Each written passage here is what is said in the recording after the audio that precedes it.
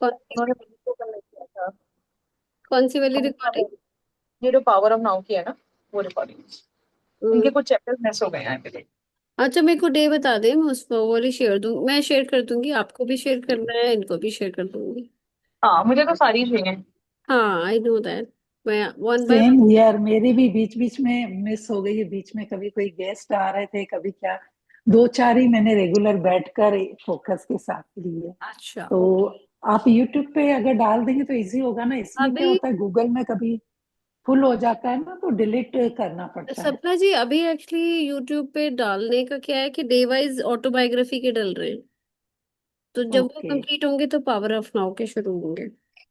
But I will okay okay. Also connect with you about going live on YouTube हाँ हाँ। once we enter into this Zoom, वो वाला के लिए मैं आपसे मतलब दोबारा कनेक्ट करूंगी कि आप सीधा लाइव हम कैसे जाते हैं फिर।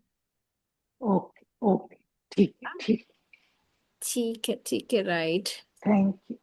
जी, तो I will share the recordings, मतलब मैं अलग से वैसे शेयर कर दूंगी। जी जी जी। Thank you. Perfect perfect, welcome. 7:05 पे हम अपना मेडिटेशन शुरू करेंगे। 7:05।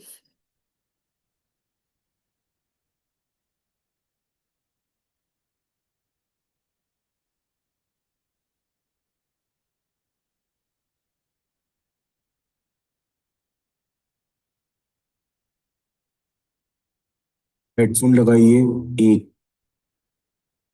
Right, so it's 7:05, I'll just share the screen again.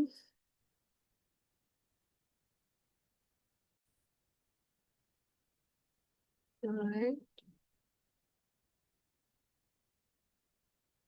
एकांत समेटे किसी कोने। Is this visible to everyone? All right. For this, you need to sit straight. Sit with your spine straight, in some silent corner of your room or the house. Close your eyes, and if possible, you can just listen to it with the earphones or any gadget that you have, so that you don't enter into any outside noise and just absorb and be in this moment. में बैठ जाइए। आज मन को शांत करना आपका काम नहीं है। मन में जो चल रहा है उसे चलने दीजिए। अब अपना ध्यान सांसों पर ले आइए। 6 सेकंड के लिए सांस लीजिए। 2 सेकंड के लिए रोकिए और 7 सेकंड में छोड़िए। और देखिए, ये तीनों स्टेजेस इतनी स्मूथली हो रही है कि पता नहीं चलता कि कहाँ सांस लेना खत्म हुआ और कहाँ सांस छोड़ना शुरू हुआ। एक बार फिर 6 सेकंड के लिए सांस लीजिए। 2 सेकंड के लिए रोकिए और 7 सेकंड में छोड़िए।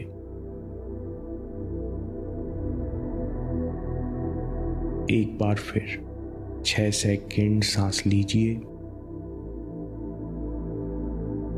2 सेकंड रोकिए। 7 सेकंड में धीरे धीरे छोड़िए।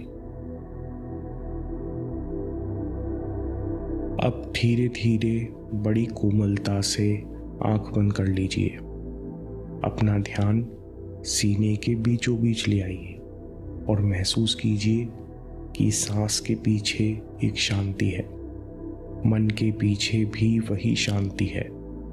हम केवल इस शांति, इस खालीपन के प्रति सचेत हैं। हम बिना किसी कोशिश के इस शांति के प्रति अवेयर हैं। सांस इस शांति में अपने आप चल रही है। मन भी इस शांति में अपना काम कर रहा है। शरीर का एक एक रेशा, एक एक सेल शांति से भरता जा रहा है। अपना ध्यान पैरों की उंगलियों पर ले आइए। फिर ध्यान पंजों पर ले आइए। आपके ध्यान के साथ शरीर का हर हिस्सा शांत ऊर्जा से भरता जा रहा है। तनाव और थकान शांति में घुलते जा रहे हैं।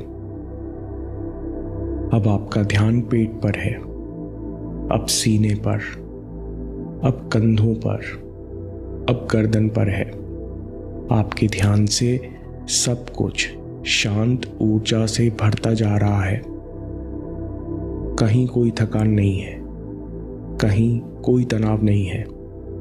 अब ध्यान चेहरे पर है, फिर सर पर है। पूरा शरीर हल्का हो रहा है। शरीर का एक एक सेल ताजगी से भरता जा रहा है। रिलैक्स्ड अवेयरनेस में कोई भी कोशिश नहीं है। मन के चलने या न चलने से शांति को, अवेयरनेस को कोई फर्क नहीं पड़ता। आप केवल शांति के प्रति सचेत हो, जो सांसों के पीछे अपने आप बनी हुई है। अब अपना ध्यान सांसों पर ले आइए। 6 सेकंड सांस लीजिए, 2 सेकंड रोकिए और बड़े प्रेम से बिना किसी कोशिश के 7 सेकंड में छोड़िए। 6 सेकंड सांस लीजिए, 2 सेकंड रोकिए और बड़े प्रेम से बिना किसी कोशिश के 7 सेकंड में छोड़िए।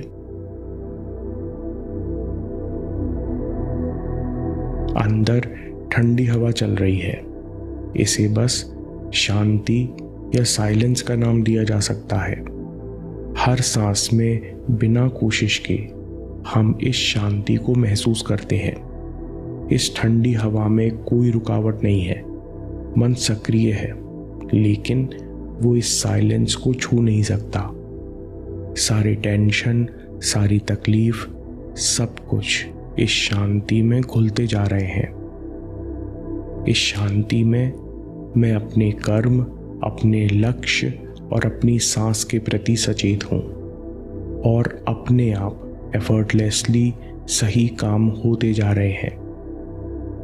अब वापस अपना ध्यान सांस पर ले आइए। 5 सेकंड सांस लीजिए,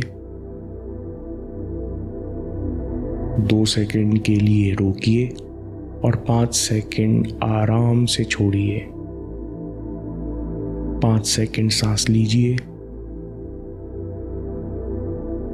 2 सेकंड के लिए रोकिए और 5 सेकंड आराम से छोड़िए। अब बहुत धीरे से आंखें खोलिए। मैं उम्मीद करता हूँ कि ये रिलैक्स्ड अवेयरनेस मन के बैकग्राउंड में बनी रहेगी। अभ्यास के साथ आप दिन में कई बार अपना ध्यान यहाँ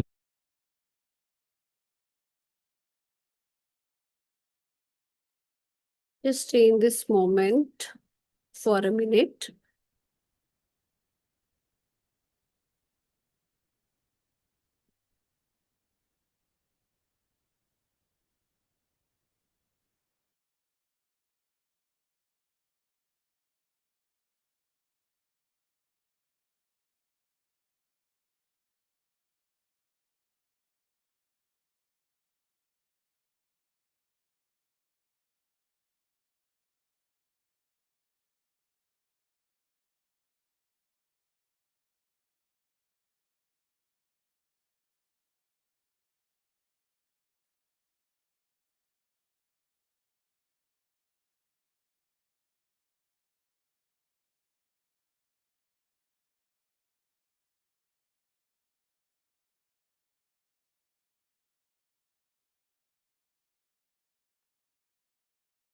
You can gently rub your hands and place your hands on your eyes and gently open. Sir आपकी ना वॉइस इको हो रही है आपकी ना।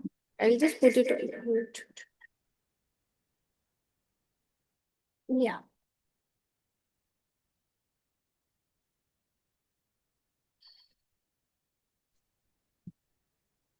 Welcome everyone. Thank you so much for joining. Thank you. Good evening, Alka ji. Good evening, Mama. Good evening, Bua ji. Good evening, Piyush. Good evening, Aisha ji. And let's start with the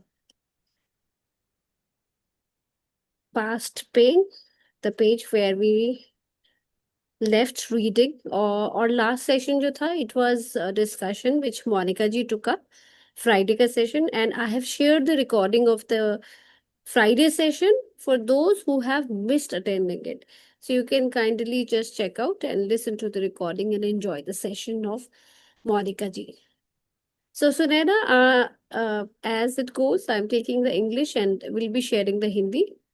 Yeah, sure. Great, thank you. Good evening, Sapna ji. All right, let's start. Past pain, dissolving the pain body. As long as you are unable to access the power of now, every emotional pain that you experience leaves behind a residue of pain that lives on in you. It merges with the pain from the past, which was already there, and becomes lost in your mind and body. This, of course, includes the pain you suffered as a child caused by the unconsciousness of the world into which you were born.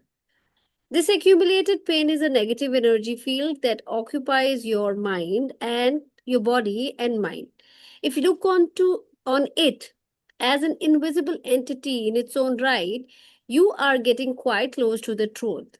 It's an emotional pain body. It has two modes of being, dormant and active. A pain body may be dormant 9% of the time in a deeply unhappy person, though it may be active up to 100% of the time.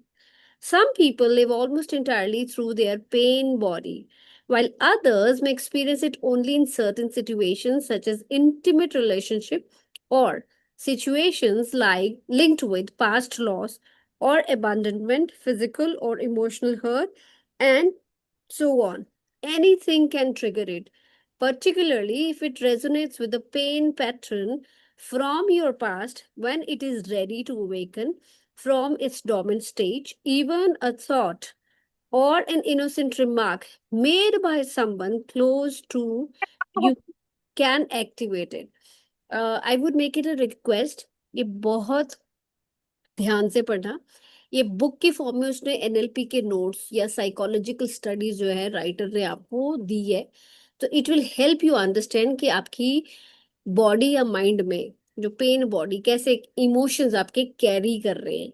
ये बड़ा important है. And once Naina takes up in Hindi, she would explain it to you. So just be there और इसको understand करो और इसको जरूर connect करना अपने थॉट्स के साथ, अपने बिहेवियर, बॉडी बिहेवियर के साथ, अपने माइंड के बिहेवियर के साथ, अपने मेंटल बिलीफ सिस्टम्स के साथ और आपकी जो मेमोरीज हैं उसके साथ. So Sunana, I'll be sharing the Hindi screen. Yeah, sure. Please. Okay, 1 minute.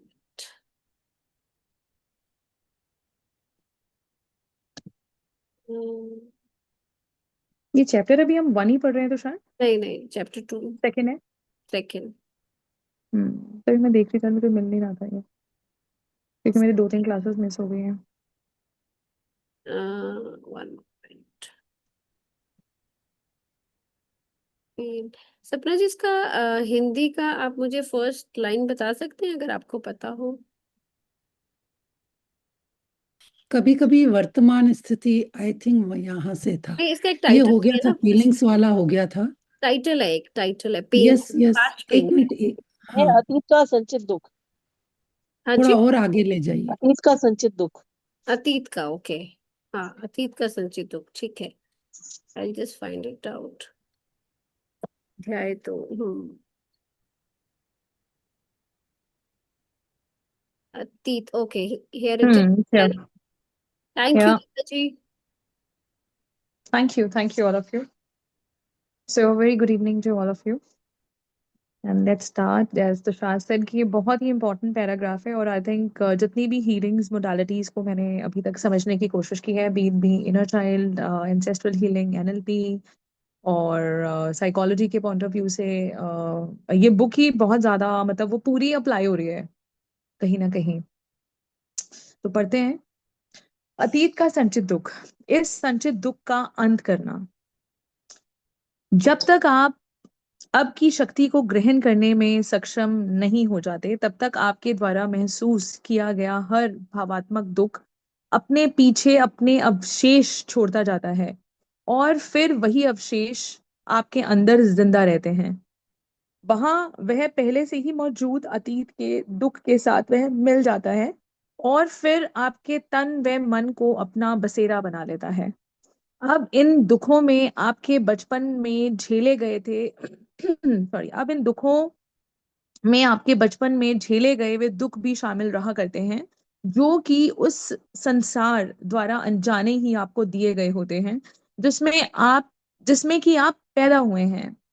So writer बता रहे हैं कि ये मतलब बचपन से लेकर के अब तक जिसकी जो भी एज है, और अगर आपने कोई वूंड हो गया आपका, मतलब जैसे कहते हैं ना कि जो स्कार होता है वो अपने अंदर एक स्टोरी कैरी करता है। तो जैसे हम ट्रिगर होते हैं, हमारा जो एंगर है, हमारा जो फियर है, हमारा जो कोई भी अपोजिट जो हमने लोअर स्टेट इमोशंस के बारे में पढ़ा है, और किसी भी चीज को हमने बहुत ज्यादा भावात्मक तरीके से उस दुख को बहुत ज्यादा महसूस किया है, तो वो ऐसा नहीं है कि टाइम पास हो जाने पर, बीत जाने पर वो दुख जो है वो हम भूल जाते हैं। It's not like that. वो ट्रिगर होना ही आपके स्पेस में ये बता रहा होता है that something has to be healed within. और वो बता रहे हैं कि आप वो ऐसे अवशेष छोड़ता जाता है, और वो ऐसे अवशेष होते हैं जो कि जिंदा रहते हैं हमारे अंदर। वो कभी मरते नहीं है, वो कभी बेहोश नहीं होते हैं। वो जस्ट थोड़े टाइम के लिए डिसअपियर हो जाते हैं, जैसे ही आप कंसंट्रेट करना शुरू करते हैं किसी और चीज पर। तो मतलब ऑथर ये बता रहे हैं कि अगर आपको मतलब अगर आप अब की शक्ति मतलब अभी पाव अगर आप नाव की शक्ति में रहना नहीं सीख पा रहे हैं, या फिर इस शक्ति को भी आप पूरी तरह से ग्रहण नहीं कर पाए हैं, तो आपके स्पेस में जितना भी भावात्मक दुख पीछे जो भी जिंदा अवशेषों को लिए हुए है, इट इज जस्ट लाइक एक जैसे एनर्जी जो कहते हैं ना कि एक प्रकाश पुंज की तरह होता है, कि जैसे प्रकाश पुंज आगे जाता जाता है तो उसके पीछे जो प्रकाश के पुंज होते हैं वो उसके साथ ही हो लेते हैं। तो इट्स लाइक दैट कि जैसे जैसे आपकी एज बढ़ती जाती है, वो जो दुख है वो कम नहीं होता है, वो दुख रादर ज्यादा बड़ा होता चला जाता है, अगर हम उसको अटेंशन पे नहीं करते, और उसको हम रिग्रेस नहीं करते हैं, मतलब छोटा नहीं करते हैं, या फिर उसको हम सेटल नहीं करना सीख लेते हैं, तब तक ये आपका पीछा ही करने वाला है। इकट्ठा होता गया यह संचित दुख एक नकारात्मक पृष्ठभूमि बनकर आपके तन मन पर कब्जा कर लेता है। ऐसा नहीं होता है कि ये मन पर ही कब्जा करता है, ये हमारी बॉडी को भी कैप्चर कर लेता है। जैसे अभी हमने प्राणिक में भी पढ़ा, और लुइस ए की बुक जो है you can heal your body में, आप हर बीमारी के अकॉर्डिंगली अपने बॉडी पार्ट्स में कौन कौन से इमोशन कहाँ कहाँ जाकर के स्टोर होते हैं, they have made a huge research on the same. कि आपको अगर ये समझ नहीं आ रहा है कि मेरे इस बॉडी पार्ट में प्रॉब्लम क्यों है, तो आप अगर उस पर्टिकुलर चक्रा पर या चक्रा में जो इमोशंस होते हैं, या फिर अपने बॉडी के अंदर मतलब बॉडी में कैसे स्टोर होंगे ना, बॉडी में जो नेगेटिव इमोशंस होते हैं वो पेन की फॉर्म में स्टोर हो जाते हैं। तो आप जिस बॉडी पार्ट को एक्नॉलेज करते हैं जब वो पेन होता है, तो वो आपको बता रहा होता है कि आपका कौन सा इमोशनल स्टेट जो है वो डिस्टर्ब है। दिस इज सो अमेजिंग कि अगर भगवान ने क्या दुख बनाया, वो एग्जिस्ट ही करते हैं, तो कि शायद मुझे लगता है कि शायद जैसे आग से अगर हम डरेंगे ही नहीं तो आग में जल ही जाएंगे। तो वो हमारी सेफ्टी और सिक्योरिटी के पॉइंट ऑफ व्यू से बनाए गए थे, लेकिन क्योंकि ये एक जो समय है, हमने उन इमोशंस को बहुत समय तक एक बड़े लंबे अंतराल के अंदर उन चीजों को जिया, तो हम नेगेटिव इमोशंस के अंदर ही रहना सीख गए, और हमें लगा कि यही जिंदगी है। But it's not the entire truth. जैसा ऑथर बता रहे हैं कि वो तन और मन दोनों पे ही कब्जा कर लेता है। That's also true. अगर आप इसको एक स्वयंभू अदृश्य हस्ती मान लें, तो आप सच के बहुत निकट पहुंच जाते हैं। यही होता है भावात्मक संचित दुख। इसके अस्तित्व के दो रूप होते हैं, सुषुप्त और सक्रिय। सुषुप्त को क्या बोलेंगे तुषार? आपकी वॉइस Dormant and active. डोमेंट, डोमेंट, ठीक है। डोमेंट एंड सक्रिय। हालांकि Active. यह संचित दुख हालांकि यह संचित दुख 90% समय सुषुप्त अवस्था में ही रहता है, सोई हुई अवस्था में ही रहता है। लेकिन अति दुख व्यक्ति में यह 100% समय भी सक्रिय रह सकता है। मतलब जैसे जो लोग बहुत ज्यादा दुखी होते हैं, और बहुत ज्यादा मतलब नेगेटिव इमोशंस भी होते हैं, तो उनके अंदर ये 100% एक्टिवेट ही रहता है, मतलब वो 90% नहीं होता है। और वैसे वो बता रहे हैं कि जैसे जो हम इकट्ठा मतलब एक कलेक्टिव जो दुखों का एक बंडल बना लेते हैं, एक झुंड सा बन जाता है, तो वो 90% जो है वो डोमिनेंट रहती है। लेकिन जैसे ही कोई सिचुएशन आती है तो हम एकदम से रिएक्शंस में आते हैं। जैसा Tushar might be able to recall it, कि मैम बता रहे थे कि जब डिकोड योर माइंड में हमने पढ़ा कि कैसे वो पाइल्ड हो जाते हैं और कैसे मतलब वो इकट्ठे मतलब रिस्पॉन्स में आपको कन्वर्ट करना उस रिएक्शन को, जो आप बार बार ट्रिगर होने पर हम रिएक्ट करते हैं, तो उसको जब हम ये सोचते हैं कि how can I make a peace with it, कि वो है वहां पे लेकिन मैंने उसके साथ पीस बनाना सीख लिया है। जैसे ही आप उसके साथ पीस बनाना सीखते हैं, पीस बनाने के बहुत सारे तरीके होते हैं, शायद ऑथर आगे चैप्टर में इसके बारे में बात भी करें, अगर वो नहीं करेंगे तो हम इसको फिर टेकअप कर सकते हैं इन दैट वे, एंड उसको और गहराई के साथ समझ सकते हैं कि 90% वो डोरमेंट अवस्था में रहता है और वो 100% सक्रिय भी हो सकता है अगर कॉन्स्टेंटली कोई संचित दुख को मतलब दुखों के अंदर ही रह रहा है बार बार बार बार। एंड देन जब कि अन्य लोग इसे केवल कुछ खास हालात में ही महसूस करते हैं, जैसे घनिष्ठ संबंधों में या पहले हुई किसी क्षति या कुछ खो जाने से जुड़े मामलों में या किसी शारीरिक या मानसिक आघात इत्यादि के मामलों में।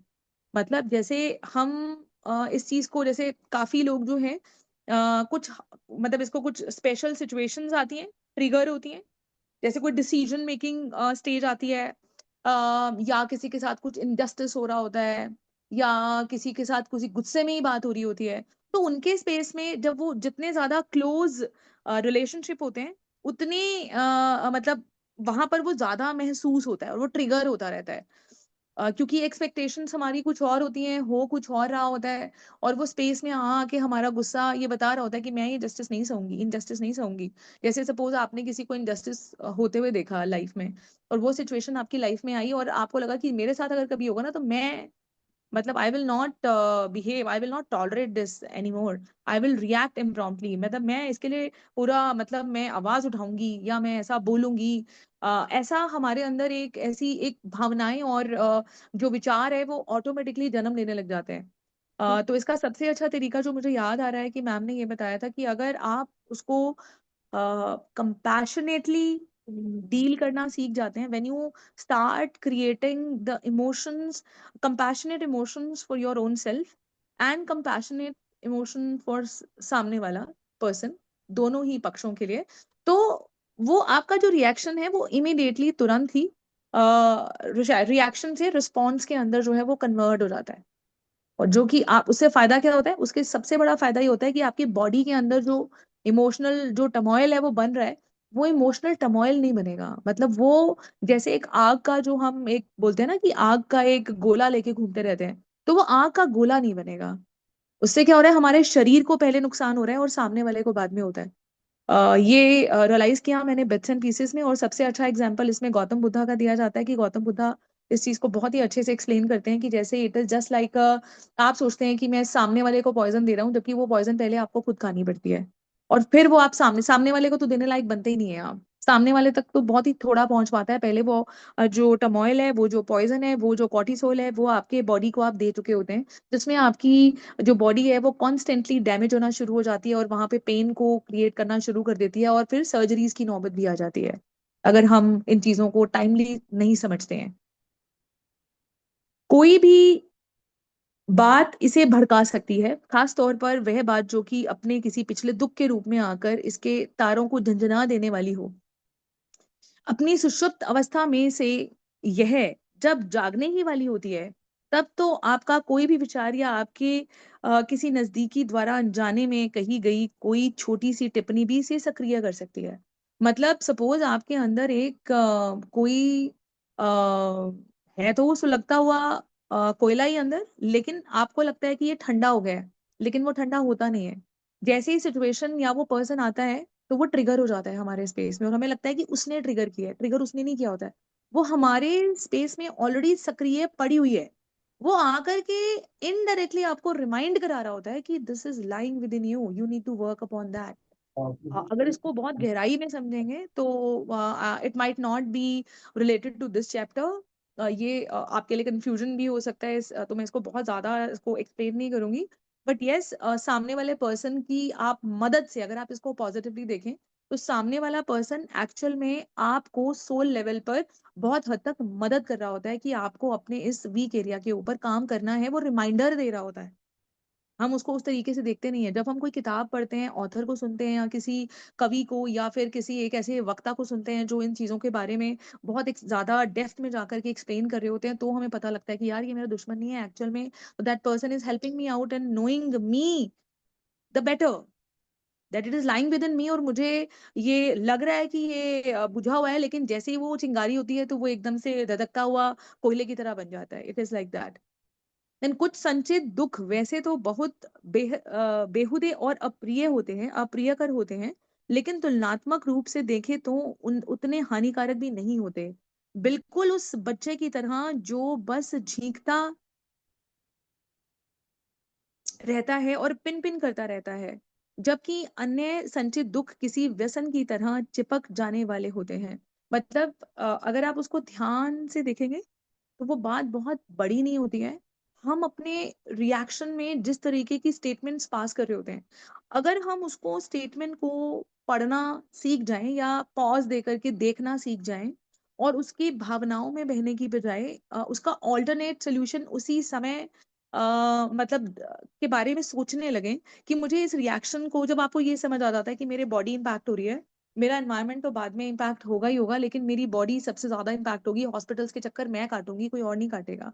तो it is just like that कि जितना हमें लगता है कि वो इतना हानिकारक है, लेकिन वो इतना डैमेजिंग होता नहीं है। हमारा रिएक्शन उस चीज को जो है वो बड़ा बना देता है। और वो एक बिल्कुल जैसा राइटर बता रहा है कि जैसे छोटा बच्चा जैसे आता है ना, वो गुनगुन गुनगुन करता रहता है, पिन पिन पिन पिन करता रहता है, तो वो उस तरह होता है। लेकिन आप उस रिएक्शन को एक बिल्कुल ब्लास्टिंग बना देते हैं। वो ब्लास्टिंग होने की वजह से सिचुएशन बहुत ज्यादा बढ़ जाती है। जबकि अन्य संचित दुख किसी व्यसन की तरह चिपके रहते हैं। जबकि आ, व्यसन को क्या बोलेंगे Tushar, if you can help me out? व्यसन। Where it is written, अन्य संचित तो किसी व्यसन की तरह होते हैं। व्यसन व्यसन की तरह चिपक जाते हैं। कोई इंटॉक्सिकेशन जो होती है, हम्म। Destructive monster. व्यसन व्यसन बुरी आदत है, नशा वगैरह की जो आदत बुरी आदत है, किसी भी चीज की बुरी आदत को व्यसन कहते हैं। हाँ, अच्छा। इंटॉक्सिकेशन जिसको मतलब एक टॉक्सिसिटी की तरह वो हमारे साथ चिपके रहते हैं। मतलब हम ये कह सकते हैं कि मतलब जो संचित इकट्ठा किया हुआ कलेक्टिव दुख होता है, तो मतलब वो एक बुरी आदत की तरह हमारे साथ चिपक जाता है। ये विनाशकारी दैत्य या सचमुच राक्षस जैसे होते हैं। हमारा रिएक्शन ही बता रहा होता है कि हम कितने मतलब अलग तरीके से और बहुत अचंभित तरीके से हम बिहेव करने लग जाते हैं। कुछ तो शारीरिक रूप से प्रचंड भी हो जाते हैं, जैसे कई लोगों के हाव भाव में भी आ जाता है। मतलब उनके आंखों में, उनकी मतलब नॉन वर्बल की बजाय नॉन वर्बल कम्युनिकेशन में ज्यादा वो व्यक्त होने लग जाता है। और वो मतलब अपने शारीरिक रूप से मतलब जैसे प्रचंड से हो जाते हैं। जैसे हम देखते हैं रामलीला में जो कलाकार होते हैं ऐसे हमारे आसपास में भी बहुत सारे लोग रहते हैं जो शायद इस तरह से उस तरीके को व्यक्त करते हैं। मतलब this is their way how they are feeling it, उसकी इंटेंसिटी को वो फील कर रहे होते हैं, इसीलिए वो ऐसा प्रचंड बिहेव कर रहे होते हैं, क्योंकि उनको वो बहुत बुरा लग रहा होता है। जबकि बहुत से भावात्मक रूप से प्रबल होते हैं। कुछ आपके आसपास वाले और निकटवर्ती लोगों पर आक्रमण करते हैं, और कुछ आप पर यानी अपने आश्रयदाता पर, अपने मेजबान पर ही हमला बोल सकते हैं। मतलब हमारे रिएक्शंस कई बार ऐसे होते हैं कि कई बार इतने मतलब इतने ज्यादा डीप इंटेंसिटी के साथ हम ये भी नहीं देख पाते हैं कि हम किन के साथ बिहेव कर रहे हैं। हमारे निकट वाले हैं, हमारे इमीडिएट क्लोज रिलेशनशिप है, उसके ऊपर हार्म हो सकता है। मतलब उसमें काफी ज्यादा परेशानी भी हो सकती है। वो relationship for all times to come spoil भी हो सकता है। तो हम सिचुएशन उतनी बड़ी नहीं होती है, हमारे रिएक्शंस उस सिचुएशन को या रिस्पॉन्सेज उस सिचुएशन को छोटा या बड़ा बनाते हैं basically. It is a very very big thing. और मैंने ये एहसास किया जब मैंने अपने आसपास के लोगों को और सिचुएशन को समझने की जितनी बार भी कोशिश की कि सिचुएशन उतनी बड़ी होती नहीं है, हमारे रिएक्शंस उस सिचुएशन को बड़ा बना देते हैं। उस स्थिति में रोग और दुर्घटनाएं अक्सर होने लगती हैं। मतलब उसमें जैसे आपके साथ कोई भी एक्सीडेंट या फिर आपका कोई भी जैसे कहीं भी गए आप दीवार में, मतलब ऐसे मगन होके जा रहे हैं, गुस्सा आ रहा है, कहीं पे ठुड्डा अड़ जाएगा, कहीं पे पैर अड़ जाएगा, कहीं पे, मतलब ऐसे छोटे छोटे एक्सीडेंट्स भी हो जाते हैं। और कई बार तो ये भी हो जाता है कि कई बार जैसे बंदा गुस्से में निकला, गाड़ी चलाई और गाड़ी जाके कहीं ठोक दी, खुद का नुकसान तो हुआ ही हुआ, गाड़ी भी ठुक गई। ऐसा बहुत लोगों से बहुत एग्जाम्पल देखने को मिलते हैं। या फिर हमारे body is the best example, जहां पर वो बता ही रहे हैं कि ऑलरेडी रोग का शिकार हो जाते हैं हम लोग। एंड कुछ संचित दुख तो अपने मेजबान को, मतलब अपने आसपास में, या जो कई बार होस्ट ही होता है, तो उसी के ऊपर ही हम बरसने लगते हैं। तो it can be anything. And then यहाँ उस व्यक्ति को ही आत्महत्या करने के लिए उकसाने का काम करने लगते हैं जिसमें वह रह रहे होते हैं। और इतना ही नहीं, मतलब एक ऐसी भी कई बार होता है कि उसको लगता है कि मेरा सामने वाले पे बस नहीं चल रहा है, तो मेरा अपने आप पे बस चल रहा है, मैं अपने आप को ही खत्म कर लूं। अब जैसे कई लोग अपनी वेन्स काट लेते हैं, या फिनाइल की गोलियां खा लेते हैं, या कुछ भी, वट एवर, मतलब ऐसा हमें, मतलब जो स्लिपिंग पिल्स होती हैं वो भी खा लेते हैं। ऐसा मतलब मतलब वो ऐसे इम्प्रॉम्प्टू एक्शंस होते हैं, वर्स्ट एक्शंस होते हैं और रिएक्शंस होते हैं, जिससे इंसान अपने आसपास के एनवायरनमेंट को, उन्होंने मतलब अलग अलग एग्जांपल से बताया कि अपने एनवायरनमेंट को तो हम डैमेज करते ही हैं, बट कई बार अपने आप को भी बहुत ज्यादा आत्मघाती हमला ही कर देते हैं हम अपने ऊपर। तो शायद you want me to read और you want to read in आपने इंग्लिश? एक पैराग्राफ आगे पढ़ लिया, सो आई विल टेक या इट इंग्लिश या one. Yeah sure sure please.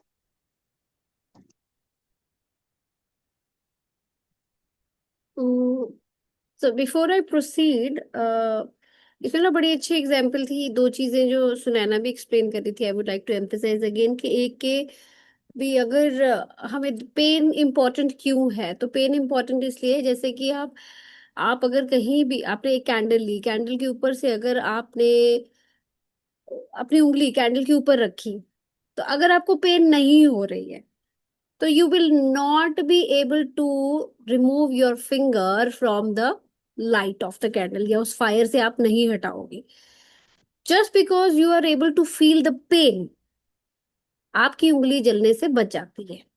तो इसका मतलब पेन क्या है, एक अवेयरनेस पॉइंट होता है आपकी लाइफ में। पेन जो है, it brings you into awareness. आप अवेयरनेस में आते हो कि there is something wrong which is going to take place. तो वो आपको अवेयर करता है, आपको, आपकी चेतना को जगाता है कि नाउ इज द टाइम, कि टाइम आ गया। जब पेन में हो ना, तो टाइम आ गया है जागने का।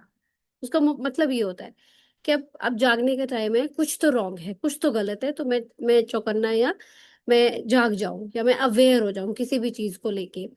अगेन जो अभी पढ़ा, इसमें मैं दोबारा से इसलिए पढ़ना चाह रही हूँ क्योंकि ये बहुत इंपॉर्टेंट एनएलपी की प्रैक्टिस है। उन्होंने बताई कि बहुत सारी चीजें जो हमारे, आप कभी भी ये ना, ये आप नोट कर लेना, देखना, आज आपने पढ़ा है ना, इसको देखना कि जब आप किसी की बात से ट्रिगर हो रहे होते हो, तो उसकी वो बात आपको परेशान नहीं की, वो बात नहीं, नहीं आपको, वो बात आपको पिछली मेमोरीज में लेके जाती है और आप ट्रिगर होते हो। वो बात तो सिर्फ एक, क्या, तीली लगाने का काम करती है, कि वो आपको पीछे लेके जाती है, कि वो सारे इंसिडेंट, सब कॉन्शियस में जो जितने भी इंसिडेंट्स पड़े होते हैं, वो इनको हिट करती है, और आपको गुस्सा आता है।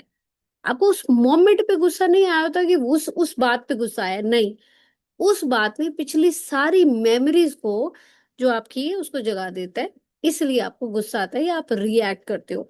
तो वो इमोशनल पेन भी हो सकते हैं, और वो पेन जो है इमोशनल पेन ही होते हैं, आप अपनी बॉडी में कैरी कर रहे होते हो। और जो लोग तो थोड़े पॉजिटिव होते हैं, वो उनके डोरमेंट लेवल पे पड़े रहते हैं, उनको दबाना, इग्नोर करना आता है।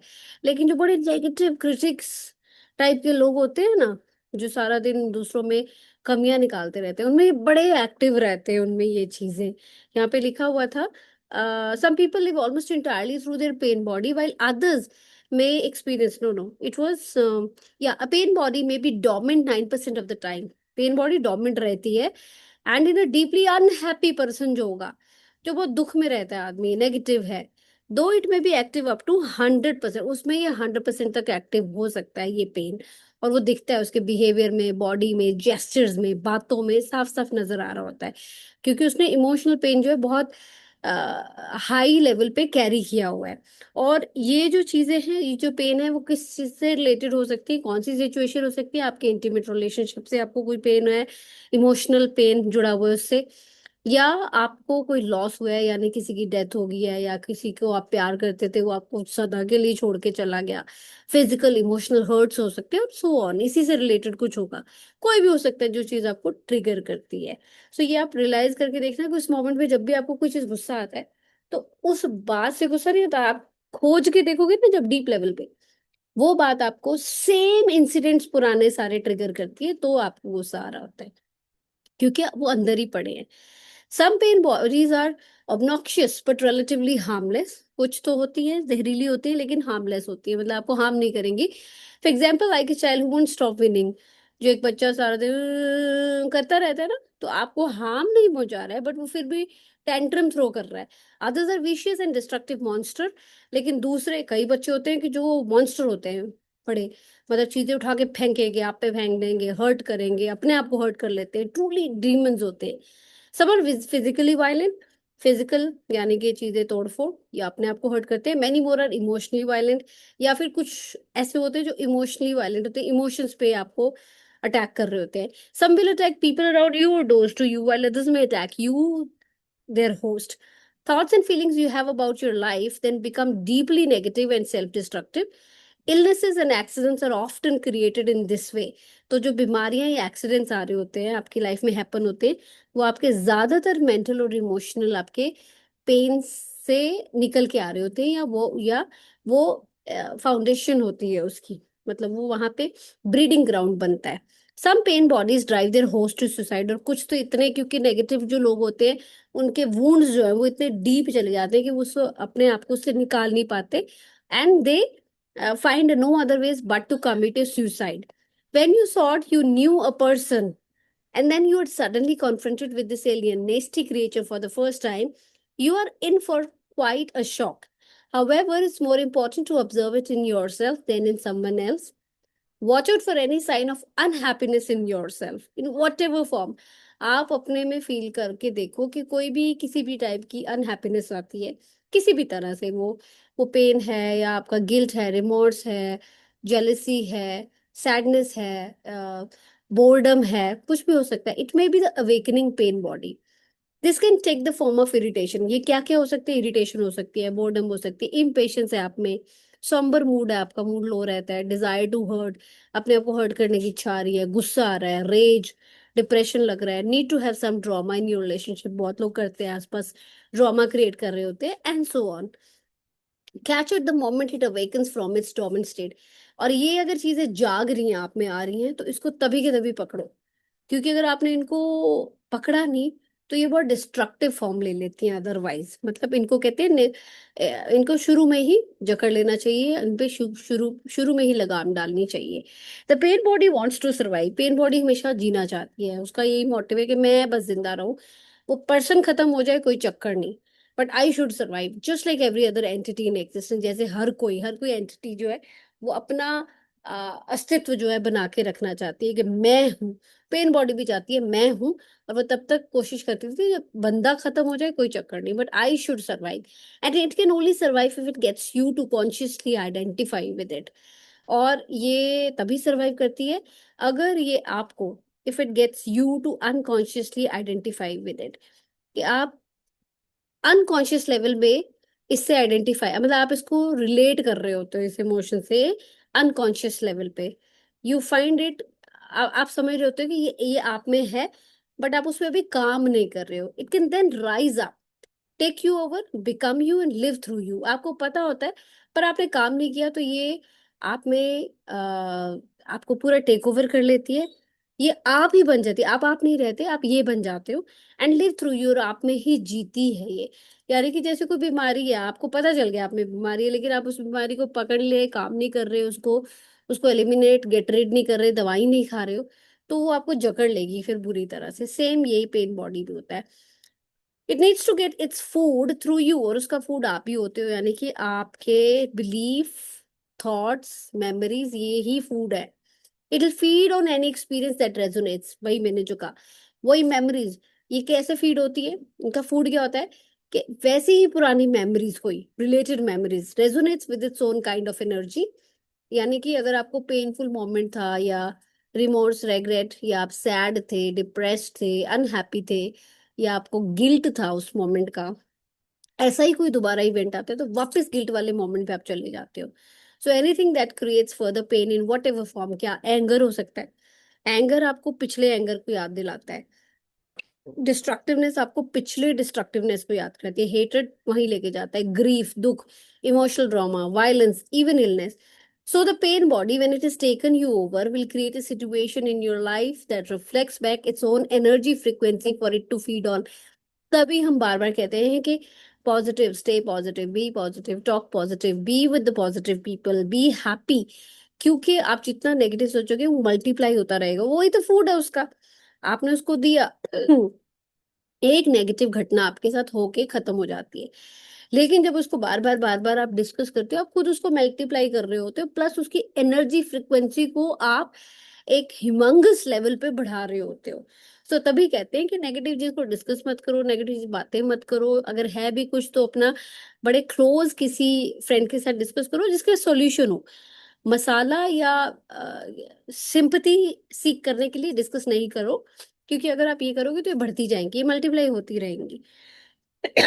Pen can only feed on pain. Pain से पेन का सोर्स ऑफ फूड क्या है? पेन. दर्द दर्द से बढ़ता है, यानी कि दर्द को अगर बढ़ाना है ना, तो दर्द वाले सारे मोमेंट्स को याद करने लग जाओ, उस मेमोरीज में चले जाओ, या अपने आप को पेन दो, कुछ भी करो, पेनफुल होना चाहिए. आप सोच रहे हो तो पेनफुल, टॉक पेनफुल है, आप अपने आप को हर्ट कर रहे हो, फिजिकली पेन दो, तो वो उसका फूड है. तो pain can not feed on joy. आप खुश होना शुरू हो जाओगे ना, तो पेन वो भाग जाएगा, खत्म होने लग जाएगा. इसलिए जहां जॉय होता है वहां पे, कहते हैं ना दोनों ऑपोजिट है, जहां पेन है वह जॉय नहीं होता, जहां जॉय है वहां पेन नहीं होता. तो अगर पेन को भगाना है तो वो सारे मोमेंट्स, छोटे छोटे बड़े बड़े, उनको रिकॉल, उनमें जाना, रिविजिट करना शुरू कर दो, सोचना शुरू कर दो, लिखना शुरू कर दो, दिमाग में दोहराना शुरू कर दो. बार बार लोगों से, जब फोन पे बात कर रहे हो, दोस्तों से, लोगों से मिल रहे हो, तो जॉयफुल मेमोरीज में जाओ, वही मोमेंट क्रिएट करो, वही बातें करो. कोई दुख की अगर है भी आपकी बॉडी में कोई ऐसा पेन है, तो उसको बार बार फीड ना करो, डिस्कस मत करो हर एक से. हाँ, जैसे अगर आपके आपके सिर में दर्द है तो आप डॉक्टर ही जाएगा ना, डॉक्टर से डिस्कस करो, then it's good. But if you talking about headache in my pain to every random person who you coming in contact with, तो बढ़ेगा, क्योंकि आप बार बार रिकॉल कर रहे हो, पेन है, पेन है, पेन है, हेडेक हेडेक, बढ़ता रहेगा. You don't feed on it. It finds it quite indigestible. And once the pain body has taken you over, you want more pain. जब आपको पेन, फिर क्या होता है ना, जब आपकी पेन बॉडी आपको कंट्रोल कर लेती है, तो आपको और पेन, मतलब you start enjoying the pain in your body. आप you start enjoying the pleasure of the pain in your emotional body and the physical body as well. You become a victim or a perpetrator. आप बस victim बन जाते हो. फिर कई लोग आप देखते हो ना, victim mentality के लोग होते हैं, वो victim लाचारी में बड़े खुश रहते हैं, क्योंकि वो उसको enjoy करना ही शुरू कर देते हैं. तो जो लोग ऐसे हैं, इसका मतलब दे हैव, एक तो वो फीड ही कर अपने आप को, विक्टिम हालात में फीड कर रहे हैं.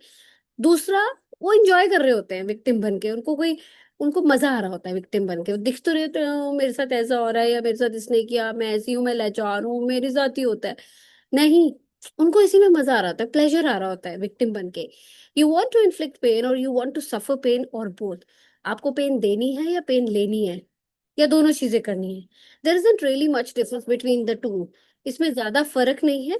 You are not conscious of this of course and will vehemently claim that you don't want pain. आपको नहीं पता, हालांकि आपको नहीं पता, तो आप, मतलब क्या बात, आप कहोगे नहीं नहीं मुझे तो पेन नहीं चाहिए, क्योंकि ये आप कॉन्शियस नहीं हो इसके बारे में. तो आप वैसे बोल दोगे सरफेस लेवल पे, नहीं नहीं नहीं नहीं, मुझे पेन नहीं चाहिए. But look closely and you will find that your thinking and behaviour are design to keep the pain going. लेकिन अगर आप अपने थिंकिंग पैटर्न को देखोगे, बिहेवियर देखोगे, तो आप क्या चाहोगे कि पेन होती रहे, योर सेल्फ एंड अदर्स. मतलब अगर पेन बॉडी ने टेक ओवर किया है, तब तो आपको पेन एंजॉय कर रहे होगे, या तो आप देना या लेना, दोनों केस में एंजॉय कर रहे होगे. If you were truly conscious of it, the pattern would dissolve. लेकिन अगर आप कॉन्शियस हो, तो पैटर्न जो है वो डिजॉल्व होगा, खत्म होगा. For to want more pain is insanity. क्योंकि आपको पता है कि मैं और पेन अगर मांगू तो ये पागलपंती है, ये गलत है. And nobody is consciously insane. तो कोई भी जागृत अवस्था में पागल नहीं होना चाहता. कॉन्शियस जब आप होगे, तो आपको पता है आपके लिए गलत है, तो फिर आप वो चीज नहीं करोगे. ये सबकॉन्शियसली चल रहा है, तो इसीलिए इसको गौर करो। जब अवेयर हो गए, then you should start working on this. I'll share the Hindi screen for you, Sunana. Yeah sure.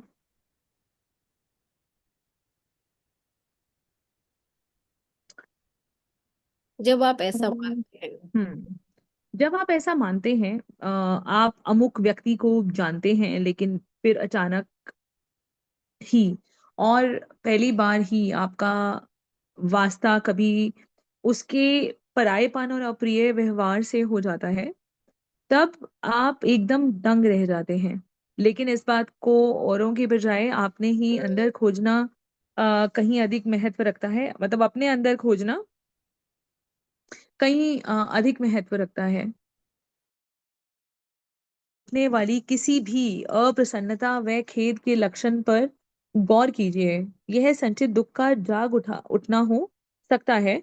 वह अपने किसी भी रूप में प्रकट हो सकता है, जैसे चिड़चिड़ापन, अधीरता, खिन्न मान्यता होना, किसी को चोट पहुंचाने या ठेस पहुंचाने का मन करना, क्रोध करना, ताव खाना, अवसाद में डूब जाना, अपने संबंधों में कोई बखेड़ा खड़ा करने की जरूरत महसूस करना इत्यादि। जब वह अपनी सुषुप्त अवस्था में से जाग रहा हो, आप तभी तभी के तभी पकड़ लीजिए। अभी जैसे तुषार ने बताया, तो मैं बहुत ज्यादा एक्सप्लेन नहीं करूंगी, अदरवाइज एक ही पैराग्राफ को हम बार बार डिस्कस करते रहेंगे। कि जब भी आपको लगे, मतलब सबसे ज्यादा जो एक बोलेंगे कि जो कारागार जो सोल्यूशन है इस चीज के लिए, वो यही है कि आप जैसे ही वो ट्रिगर होने लगे आपके स्पेस में, और आप अवेयर हो जाएं उस चीज को लेकर के, तो आपका जो रिएक्शन है वो तुरंत ही रिस्पॉन्स में कन्वर्ट हो सकता है। और जैसे ही आप रिएक्शन को रिस्पॉन्स में कन्वर्ट करने की कोशिश करेंगे, एक बार, दो बार, तीन बार, तो वो सबकॉन्शियस में नया पैटर्न बन जाता है। जैसे ही नया पैटर्न बनता है, तो उसका नया रिस्पॉन्स तैयार होता है। नया रिस्पॉन्स तैयार होते ही तो आपके स्पेस में वो बड़ा एक विस्फोट नहीं होता है, मतलब तब आप उसको देख पा रहे होते हैं, समझ पा रहे होते हैं। और जब आप ये सोचते हैं कि यार मेरे पास कितने ऑल्टरनेट हैं इस चीज को बिहेव करने के, इट इज लाइक दैट, कि इसको छोटे से सिंपल से एग्जांपल से समझ सकते हैं। कि जैसे एक खाने को हमने बनाया, जैसे कोई भी आप एग्जांपल लीजिए, दाल बना ली, दाल मखनी हमने बनाई और वो बकवास बन रही है। लेकिन जब आप अवेयर हो गए कि ये बकवास बन रही है, पहला अवेयरनेस का स्टेप ये है कि ये गंदी बन रही है, it is not good in taste and not good for my health also. तो अब ये आता है कि क्या मैं बेहतर दाल बनाना सीख सकती हूँ? तो आपके पास दो ऑल्टरनेट आएंगे कि हाँ, सीख तो सकती हो, लेकिन तुम्हें मेहनत करनी पड़ेगी। लेकिन क्या तुम्हें दाल खानी है? अगर जवाब आता है हाँ, आपको जितनी ज्यादा अंदर से क्रेविंग होगी, आप उतनी ज्यादा एफर्ट डालेंगे। जैसे बोलते हैं कि where there is a will there is a way. जब आपको ये पता चल गया कि ये खराब बन रहा है और मुझे ये खराब एनवायरनमेंट बना रहा है, खराब हेल्थ बना रहा है, खराब वेल्थ भी हो रही है, सब कुछ खराब ही हो रहा है, so why not me to learn a new thing, new response in order to respond back to this situation। तो जैसे ही आपने डिसाइड कर लिया, तो वो छोटा हो जाता है अपने आप में। वो क्योंकि रिकॉग्नाइज हो जाता है और वो अवेयरनेस में आ जाता है, पकड़ में आ जाता है। और आपका रिएक्शन तुरंत ही एक नया मतलब विचार पैदा, मतलब मन इतना स्ट्रांग है, मन इतना पावरफुल है कि अगर वो नेगेटिव क्रिएट करवाना जानता है, तो वो पॉजिटिव को भी पैदा करना जानता है। मतलब परमात्मा ने ऐसा नहीं बनाया है कि सभी चीजें नेगेटिव बनाई है। परमात्मा ने तो सब पॉजिटिव ही बनाया था। हमने अपनी नॉन अवेयरनेस के कारण, अपनी अजागृत अवस्था के कारण उसको मतलब नेगेटिविटी अपने अंदर पैदा कर ली। तो अवेयरनेस पहला स्टेप है, उसके ऊपर काम करना सेकंड स्टेप है। और धीरे धीरे आपके अंदर वो विचार, या आपको ऐसे लोग मिलने लगेंगे, ऐसी किताबें मिलने लगेंगी। यार मुझे लगता है कि जो ये किताबें हम पढ़ रहे हैं, this is a proof of this thing कि we are on the journey of self awakening, self awareness. और ये बहुत ज्यादा कारगर टूल है। और मैं ये रिक्वेस्ट करूंगी सबको कि अगर आपके स्पेस में कोई भी स्थिति आती है, तो please feel free to share your situations, की उसी सिचुएशन को आपने पहले के comparatively assertively, respectfully, without giving any blasting reactions उसको कैसे कन्वर्ट किया, और कैसे मतलब आपने उसको रिस्पॉन्स में कन्वर्ट किया, और कैसे आपका आउटकम जो है वो डिफरेंट आया। So I would request everyone to observe and feel free to share all these examples so that we can learn from each other and we can actually tell कि हाँ, ये ऐसा ये वर्क करता है। क्योंकि मैं ऑलरेडी काम कर रही हूँ, तो मैं आपको बता सकती हूँ कि ये बहुत अच्छे से काम करता है। जैसे ही मैंने अपने स्पेस में एंगर को रिकॉग्नाइज किया और मैंने उसके लिए ऑल्टरनेट ढूंढने शुरू किए, तो मुझे और बहुत सारे ऑल्टरनेट मिलने शुरू हो गए। और एनएलपी मेरी लाइफ में इंट्रोड्यूस हो गई, और वहां पर जो बेस्ट कम्युनिकेशन में वर्बल नॉन वर्बल कम्युनिकेशन, आपकी टोन कैसी होनी चाहिए, आपकी जो मतलब आंखों का मतलब जो आपके आई मूवमेंट्स हैं, आई रिएक्शंस हैं, रिस्पॉन्सेज हैं, वो कैसे बेटर हो सकते हैं, उन सब के ऊपर मैंने पढ़ना शुरू किया। और पढ़ना मतलब अपने आप को अवेयरनेस में लाना स्टार्ट किया। और जैसे ही अवेयरनेस में लाना स्टार्ट किया तो मुझे वो सारी चीजें रिकॉल भी होने लगी कि यार ये किताब में मैंने ये पढ़ा था, तो इसको यूज करके देखते हैं। तो यूज करके देखा तो बेटर रिजल्ट भी मुझे मिला। Then may be in next meeting I will be sharing few examples also कि कैसे मैंने उसको कन्वर्ट किया रिएक्शन को रिस्पॉन्स के अंदर। इन अस्तित्व रखने वाली किसी भी अन्य हस्ती की तरह हर संचित दुख भी जीवित रहना चाहता है, लेकिन वह तभी जीवित रह सकता है जब आप बेखुदी को खुद से उसके साथ तादात्म्य होने देते हैं, उसके साथ खुद को एकाकार व एक जान हो जाने देते हैं। तब यह संचित दुख जीवंत होकर उठ खड़ा होता है और आप पर हावी हो जाता है और फिर वह अपने माध्यम से जीता है। आपको उसको अपनी खुराक भी अपने माध्यम से ही लेने की आवश्यकता पड़ती है। आपका कोई भी ऐसा एहसास जो कि उसके खुद की तरह का हो, आपकी कोई भी और कैसी भी वह बात बात जो कि आपके दुख को और बढ़ाने वाली हो, वही उसका खुराक बन जाती है और उसका भोजन बन जाती है। जैसे क्रोध, विनाशकता, तोड़फोड़, घृणा, शोक, विषाद, भावात्मक तमाशा, हिंसा और बीमारी भी। इस तरीके से जब यह संचित दुख आप पर हावी हो जाता है, तब वह अपने जीवन में ऐसे हालात पैदा करने लगता है जिसमें कि वह अपने बल की पुनरावृत्ति को बारंबार प्रकट कर सके, ताकि उसे आपकी खुराक, अपना पोषण मिलता रह सके। और दुख केवल दुख पर ही पलता है, दुख ही फलता फूलता है, और वह हर्ष, आवान, आनंद इत्यादि पर कभी भी नहीं चल सकता।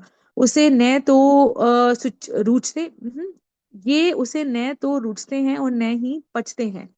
कितनी ब्यूटीफुल बात बोली है। और यही हमने आई थिंक मैजिक बुक में रोंडा बर्न ने इसको फीलिंग चार्ट के शेप में बताया है कि इसकी जो शुरुआत है एक्चुअल में बोर्डम से होती है, और बोर्डम कब फियर में बन जाता है।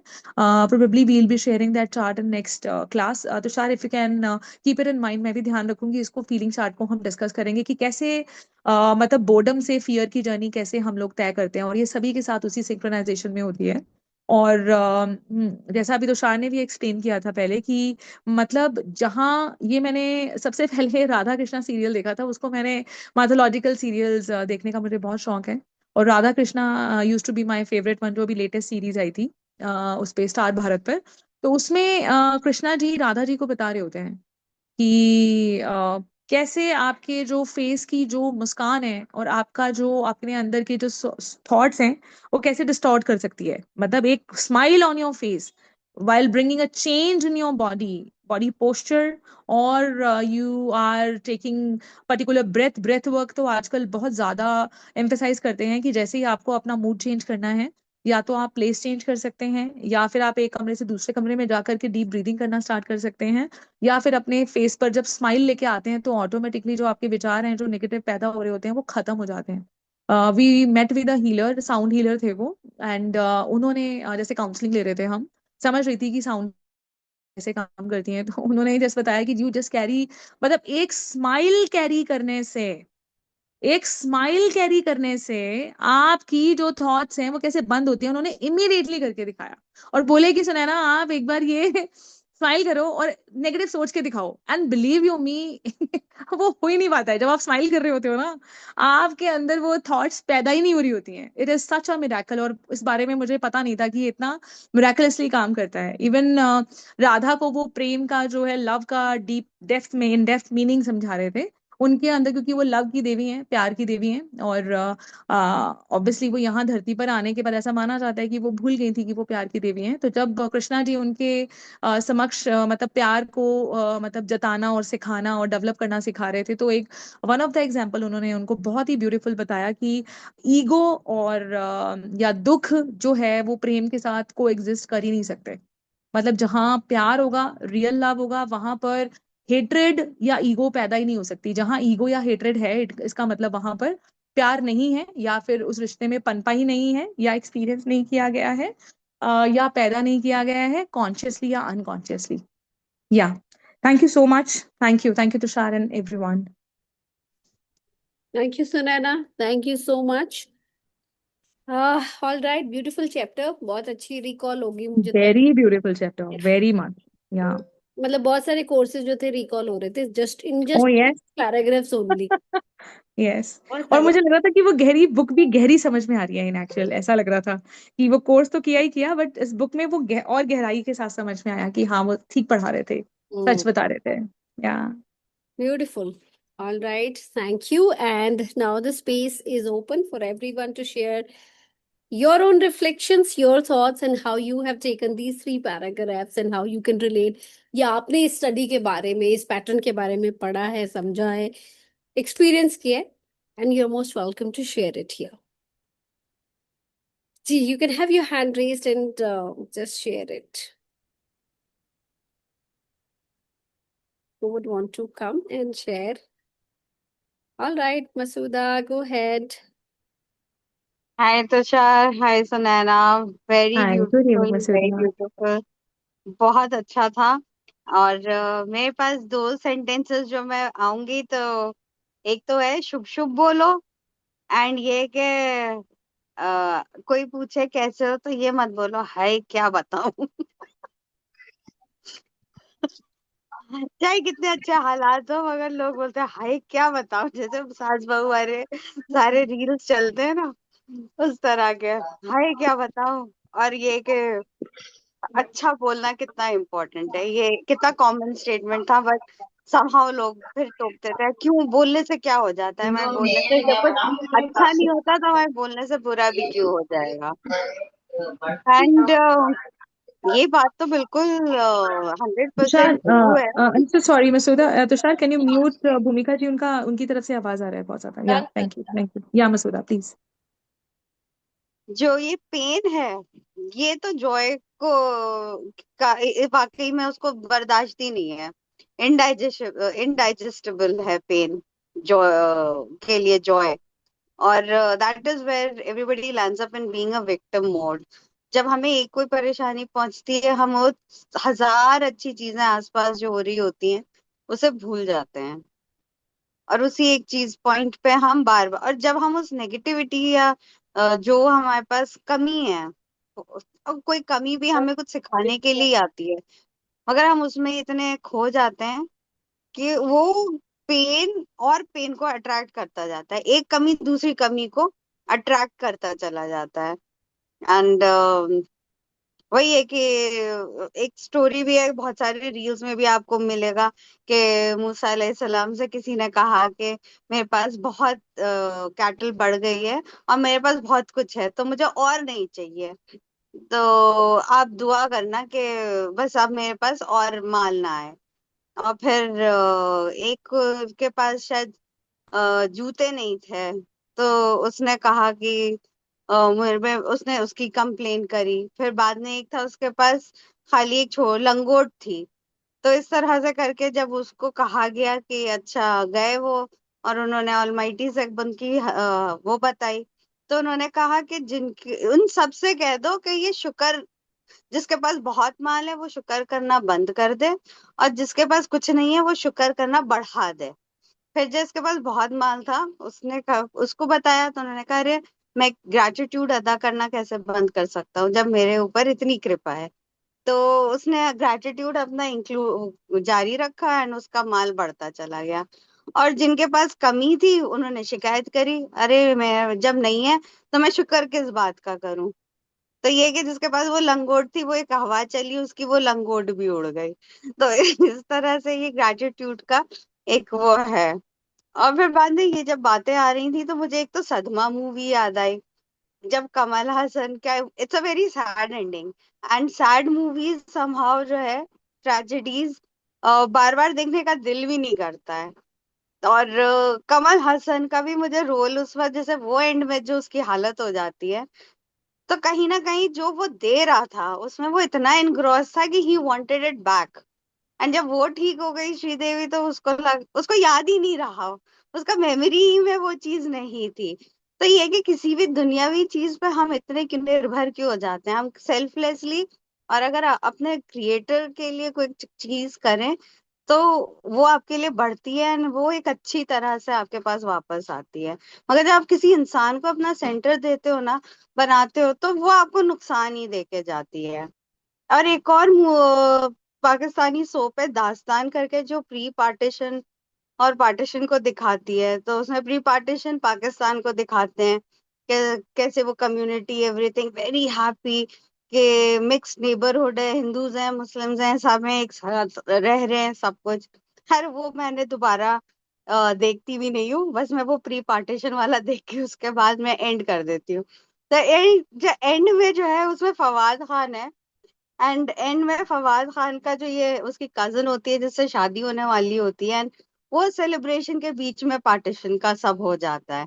And then this girl she goes, अलग हो जाती है, इसके सारे फैमिली मेंबर्स मर जाते हैं and everything, and she goes through a lot of torture और एवरीथिंग, रेप होता है और सब कुछ। फिर एंड में जब ये उसको मिल जाता है और उसको एक वो होता है ना कि हाँ आपकी खुशियां वापस आने वाली हैं या आपकी लाइफ सेटल होने वाली है, and he is ready to accept her no matter what she is been through, फिर वो एक पागलपन के स्टेट में चली जाती है, या वो उसको लगता है कि नहीं ये खुशियां मेरे लिए नहीं है, कि I have been through so much, he deserve something better. तो it's a very sad ending, and वो एंड में मतलब एक उसको असाइलम वाले स्टेट में दिखाया है।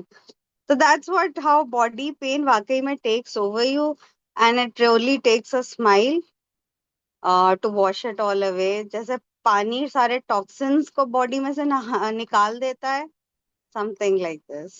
So it was a wonderful paragraph. I really enjoyed it. Thank you so much. Beautiful. Thank you, Masuda, for sharing so many stories to help us connect and feel better. What this what these three paragraphs have tried to convey to us, that pain, the emotional pain and the pain body, how it takes you over. और वो दो movies, एक तो Pakistani soap के जरिए आपने समझाया और एक सदमा मूवी के जरिए, आई कैन मतलब वो बिल्कुल बिल्कुल सही बैठ रहा था यहाँ पे। Thank you so much Masooda. Yes Ayesha ji, please go ahead. Good good evening. बहुत जबरदस्त शेयरिंग थी, एक्सप्लेनेशन भी अच्छी थी, ऑल्दो मैं बहुत ज्यादा फोकस नहीं कर पाई, लेकिन जितना भी सुन रही थी और पढ़ रही थी, तो इसमें मैं लिटरली बताऊं, इस वक्त जो मैं अपनी खाला के घर आई हूँ, कजन ब्रदर के घर, और ये सेम चीज मैं अपनी अम्मा की 2-3 दिन से ऑब्जर्व कर रही थी। बहुत ज्यादा कंप्लेन कर रही थी, पैरों में दर्द हो रहा है, कमर में दर्द हो रहा है, बैठा नहीं जा रहा है। तो मैंने कहीं पढ़ा था ये कि आपकी कमर टूट गई, मतलब आपके रिलेशंस और आपके पैरों के बंधन जो है ना, वो आपको कहीं ना कहीं। तो मैं ये जब 2 कंप्लेंट्स इन्होंने की, ऑल्दो मेरे 3 डेज घर पे ही थी मैंने उनको मतलब निकलने का कहती रही, नहीं गए। आज अभी जब मैं कॉलेज से आई ना, खुद ही बोली क्या हम जा सकते हैं आज, आज टाइम है, गर्मी बहुत है कि क्या है मत। मैं कहा हाँ, चूंकि मेरे कजन ब्रदर की तबीयत ठीक नहीं, यहाँ आई वो मगरिब के बाद, यानी अभी अभी पहुंचा है ना घर पे, जब क्लास शुरू हुई है उसी में पता चला कि वो आया है। तो शायद यकीन मानो वो लेटी हुई थी, जब से हम आए ना 4 बजे से वो लेटी हुई थी, कहीं बैठा नहीं जा रहा, मेरे पैरों में बहुत दर्द हो रहा है, दर्द। अभी वो आया है, ये अभी बिल्कुल सही बैठी हुई है सोफे पे, ना इनके पैरों का दर्द कंप्लेन आ रही है, ना कमर के दर्द की, ना ये कि आवाज नहीं आ रही। अभी उठकर आई है, मेरी भाभी सब प्याज काट रही थी मिर्चों में, तो उसको कह रही कि क्या मतलब ये जो भी था ना, ये लिटरली ये चीजें ये हैं, ये रियलिटीज हैं। और एक बुक है ब्रेन रूल, उसके अंदर उसने बताया, डायग्नोज कर लेते हो ना अपने आप को कि कहाँ कहाँ पेन हो रहे हैं, तो you have to start saying the pain, okay I am accepting you, thank you so much, please and I am along you to go. तो वो पूरी उसे मतलब बार बार वो हर पेन के लिए उन्होंने बताया, लेकिन ये वाली चीज लिटरली है, ये फैक्ट्स हैं, दीज आर द फैक्ट्स। ये मैंने अब मतलब ऑब्जर्व करना शुरू किया। फिर माइंड वैली के वो जो है ना, नाम इस वक्त मुझे याद नहीं आ रहा, लेकिन उसने एक दफा बताया था, एक थेरेपी थी एनएलपी के हिसाब से, कि अगर किसी को पिंपल हो रहे हैं, लेट सपोज किसी को पिंपल है, तो वो पहले अपना फेस इमेजिन करे मिरर के सामने, या वैसे ही विजुलाइज करे कि मेरा ये फेस है, एक्सेप्ट करे उसको। फिर उसके बाद वो विजुलाइज करे कि वो वर्स्ट हो गया, मैक्सिमम पिंपल या जो भी चीज थी उसका फेस बिगड़ गया, और उसके बाद एकदम से वो अपने हाथ में एक कोई मेडिसिन करे, इमेजिन करे और वो उसको लगाए और फिर वो विजुअलाइज करे ये सब चीजें सही होगी। मतलब ये कि वो जो कहते हैं ना कि पटाना अपने आप को कि हाँ भाई ये वर्ड्स हो सकता है ये इतना बुरा, और फिर उसके बाद उसने कहा कि ये सब सही हो गया और कहने लगा आप फिर देखोगे कि सब सही हो गया, हम्म वर्ड्स एक्सेप्ट मतलब ला करके। तो हम्म ये एनएलपी बार बार आप लोग बोल रहे थे तो मुझे वो बार बार उसका आ रहा था कि मैं मतलब मेरी फ्रेंड ने कहा था कि यार ये बड़ी जबरदस्त टेक्निक है। मैं हम्म कहा ये क्या क्या मतलब वर्ड्स पे मजीद वर्ड्स कर रहे हैं तसव्वुर, लेकिन ये भी है एक। Vishen Lakiani, Mind Valley. हाँ, यस। Correct, correct. That's तो right. Thank you so much. Beautiful. Thank you so much, Aisha ji, for adding up and sharing your wisdom. Thank you so much.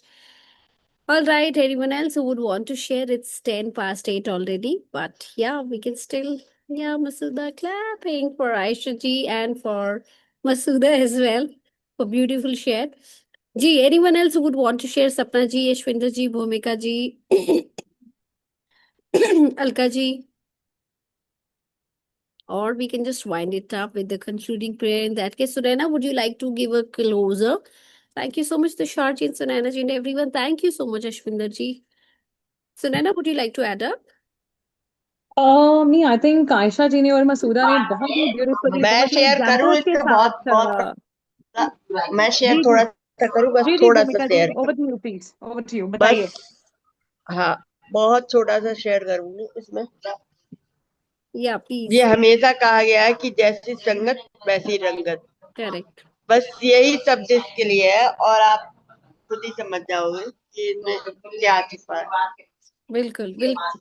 सो हमारे आसपास क्या लोग हैं, कैसी सोच वाले हैं, तो ये बहुत इम्पैक्ट करता है हमारी सोच पे और अल्टीमेटली हमारी लाइफ पे। तो जैसी संगत वैसी रंगत, and that's so true. Thank you so much भूमिका जी, इतने शॉर्ट एंड क्रिस्प करके इसको एक अच्छा सा फाइनल कंक्लूडिंग लाइन देने के लिए। Thank you, beautiful.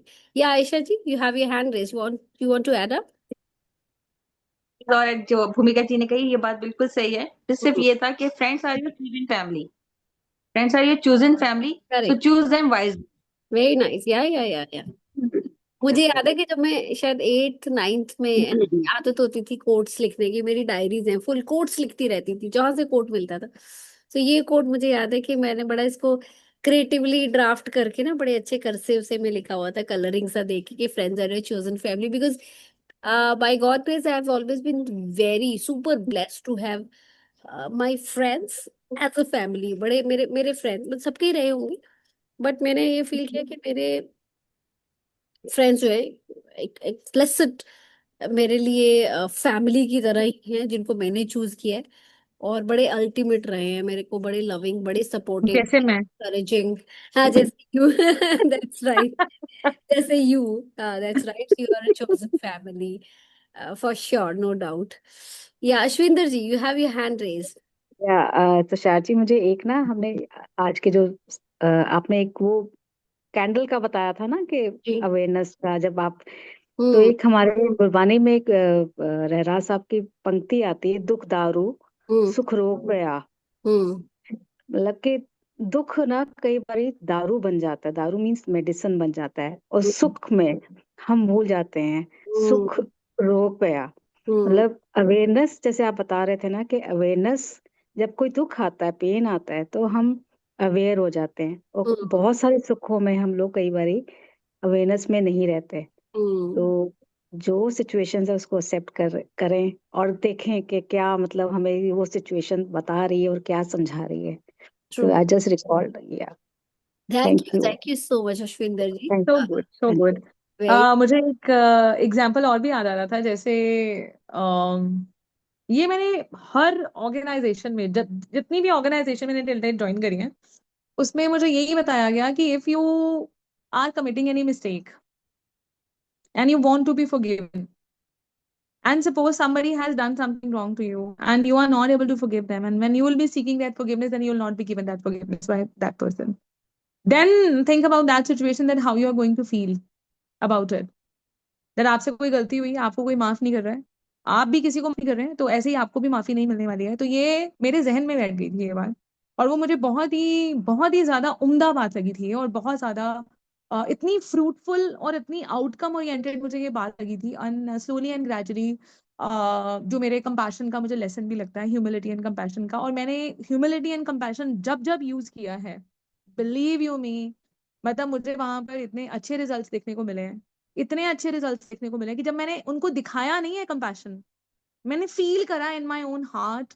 एंड उनके मन में मैंने वो फीलिंग्स को बदलते हुए देखा है। और जैसे ही मैं उनके लिए मन में नॉन एक्सेप्टेंस लेके आ रही हूँ, तो वैसे ही वो भी मेरे लिए नॉन एक्सेप्टेंस लेके आ रहे हैं। तो it is vice versa, and that depends on, and it immediately shows, and these people are actually mirroring us in such a way that it is a very bitter truth that we are not able to see in our own selves, like we learn in Jury Window that you can't see the entire truth on your own about your own self and about others as well, that you can't see कुछ लोग, मतलब आप उनके बारे